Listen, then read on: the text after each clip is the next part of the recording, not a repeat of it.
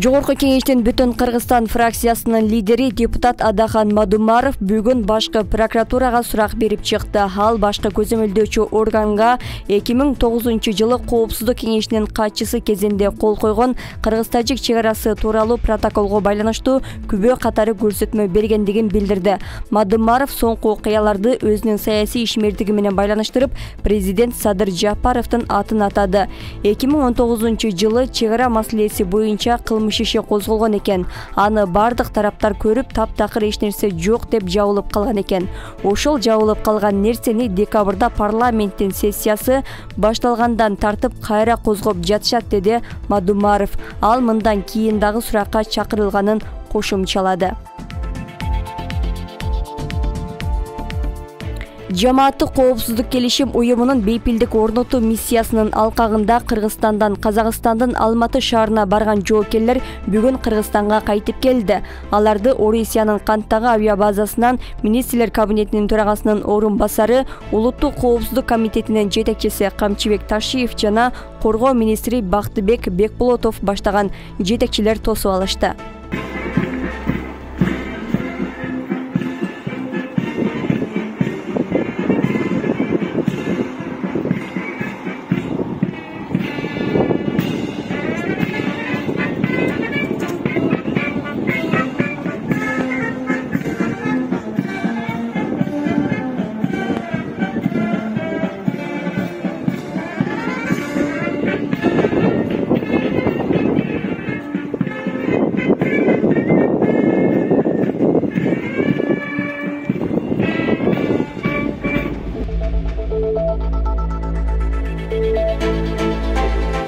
Жогорку кеңештин депутаты Орозайым Нарматова Улуттук коопсуздук комитетине суракка чакырылганын билдирди. 13 январда Жогорку кеңеште жыйын болуп жатканда кызматкерлер мага чакыруу берип кетишти. Себебин айтышкан жок.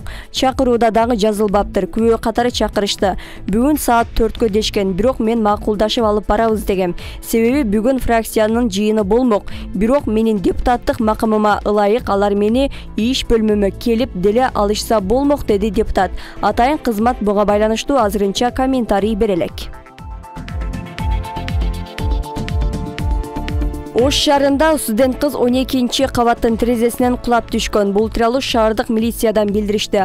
Ал кыз ошол жерден каза болгон. Билдирмеге караганда кечээ түнү саат 3-4 чамасында Масалиев көчөсүндөгү 12-кабаттуу үйдүн батиринин терезесинен студент кыздын кулап түшкөндүгү боюнча билдирүү түшкөн. Окуя болгон жерден 2001 жылы туулган 2-курстун студентинин жансыз денеси табылган. Учурда иштин бардык жагдайлары такталууда. Кыз Баткен облусунун Кадамжай районунан келип, Оштогу батирлердин биринде жашап жатканы айтылат. 13 январдан 14 январга караган түнү түнгү саат 3-төн 15 өткөндө Ош шаардык ички иштер башкармалыгынын өмөт бөлүмүнө кабар келип, анда Ош шаарынын Масалиев көчөсүндөгү 44-үйдө жайгашкан көп кабаттуу үйдүн 12-кабатынан белгисиз кыз боюн таштап каза болгондугу тууралуу маалымат келген. Бул маалыматты текшерүү учурунда чындыгында эле ошол үйдө убактылуу жашаган Кадамжай районунун 2001 жылы туулган тургуну Ош шаарындагы орто окуу жайлардын биринин 2-курсунда окуган кыз экендиги аныкталды. Ал ошол убактылуу жашап жаткан 12-кабаттагы батиринин ашканасынан боюн таштап жиберген. Бүгүнкү күндө башкармалыктын кызматкерлери ал кыз кокустуктан улам каза болдубу же болбосо суицидке бардыбы жокпу тиешелүү иш-чараларды алып барып жатышат. Ушул сааттарга алынган маалыматтарга караганда, тергөөнүн алгачкы маалыматтарына караганда, суицидке баргандыгы боюнча көбүрөөк версия айтылып жатат. Анткени ал ошол боюн таштаардын алдында өзүнүн жакын адамдарына WhatsApp мессенджер аркылуу үн менен коштошуу сөздөрүн жөнөткөндүгү аныкталды. Кыргызстан гана аймагында эмес, дүйнө жүзүндө бул жаштардын суицидке ыктагандыгы байкалат. Бунун бирден бир себеби баягы үй бүлөлүк маселелер, өткөл курактагы маселелер, андан кийин албетте социалдык маселелер себепкер болуп жатат.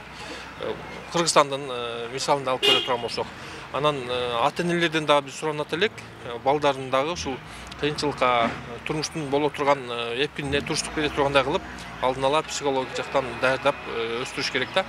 Ушундай учурлар болгон. Бир заманбап мобилдик телефон алып бербей койгон үчүн же болбосо кечкисин кандайдыр бир кечки оюн зоокко жөнөтпөй койгондугу үчүн дагы балдардын ушу суицидке барууга аракет жасаган учурлар болгон.